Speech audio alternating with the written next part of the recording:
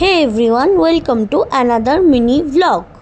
হঠাৎই প্ল্যান করলাম আমি একটু রাধারানীর লুক ক্রিয়েট করব।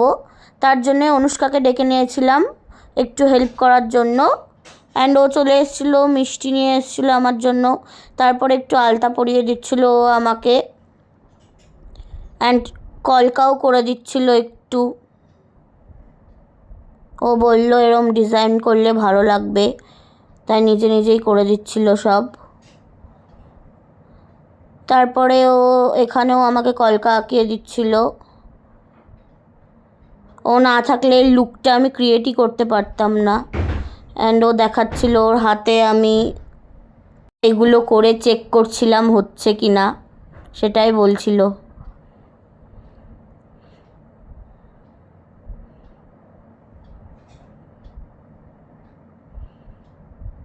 প্রায়ই হয়ে গেছে সবটা, শুধু হেয়ার করলেই হয়ে যাবে।